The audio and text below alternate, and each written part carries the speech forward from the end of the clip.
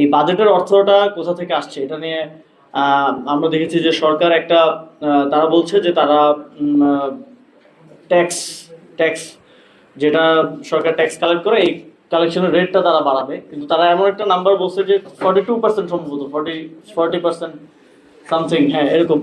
তো এটা অবাস্তব, বাংলাদেশে কখনো এত বেশি হারে ট্যাক্স বাংলাদেশ সরকার উঠাইতে পারে নাই। এটা 2012 সালে সম্ভবত হাইয়েস্ট ছিল, তাও এর অর্ধেকের মতো।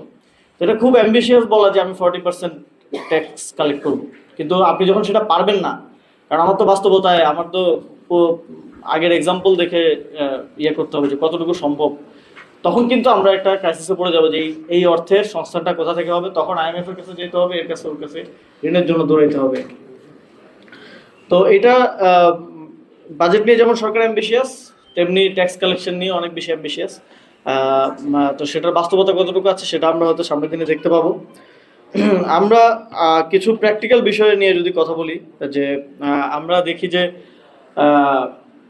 বাংলাদেশের নাগরিকরা কিন্তু মানে ট্যাক্স, যদিও বলা হয় যে বড় বড় কোম্পানিগুলো, কর্পোরেট হাউসগুলো তারা ট্যাক্স ফাঁকি দেয় বিভিন্নভাবে, কিন্তু আমরা সাধারণ নাগরিকরা কিন্তু কম ট্যাক্স দিই না। আমরা যা নিম্ন মধ্যবিত্ত, মধ্যবিত্ত এবং উচ্চ মধ্যবিত্ত, যেমন যার একটা গাড়ি আছে, একটা ছোট গাড়িও আছে, সেও কিন্তু বছরে 30 থেকে 40 হাজার টাকা রোড ট্যাক্স দেয়।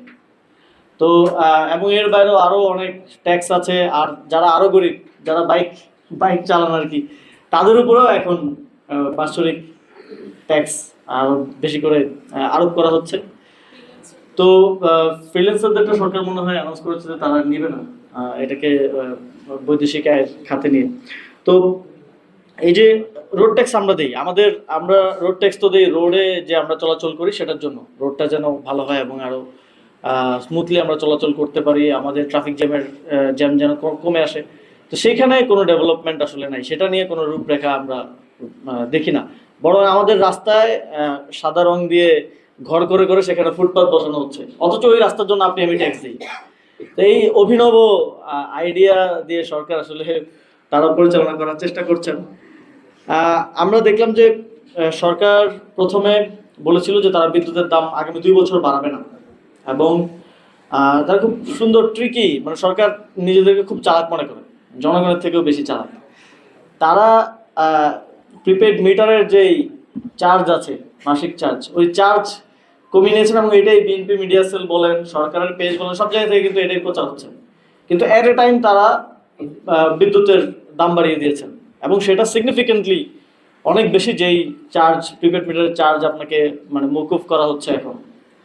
তাহলে এবং তারা প্রচার করছেন যে প্রিপেড মিটারের চার্জটা মওকুফ করা হয়েছে, এবং এটাকেই তারা হিরো হিসেবে দেখানোর চেষ্টা করছে। কিন্তু ওইদিকে বিদ্যুতের দাম বেড়ে গেছে, এবং বিদ্যুতের দাম বাড়ার মানে হচ্ছে, আপনারা খুব ভালোভাবে জানেন, প্রত্যেকটা জিনিসের দাম তেলের দামের মতোই আর কি অলমোস্ট বাড়বে, কারণ প্রত্যেকটা প্রোডাকশনের ক্ষেত্রেই তো বিদ্যুৎ প্রয়োজন হয়, আপনার একদম কৃষিকাজ থেকে শুরু করে ইন্ডাস্ট্রিয়াল প্রোডাকশন সবগুলোর ক্ষেত্রে। তো সবকিছুর দামে এটার একটা প্রভাব পড়বে, এবং আমরা আবারও দ্রব্যমূল্যের একটা ঊর্ধ্বগতির দিকে হয়তো আমরা যাচ্ছি। আমি যখন অন্তর্বর্তী সরকারে ছিলাম, আপনারা খেয়াল করলে মনে করতে পারবেন, প্রথম 3-4 মাস দ্রব্যমূল্যের ঊর্ধ্বগতিটা নিয়ন্ত্রণ করা যাচ্ছিল না, এটা অনেক বাড়ছিল, এবং এটা নিয়ে খুব কনসার্ন সরকার ছিল। কিন্তু পরবর্তীতে অনেকগুলো মেজার নেওয়ার ফলে এটা একটা কন্ট্রোল জায়গায় নিয়ে আসা গেছে।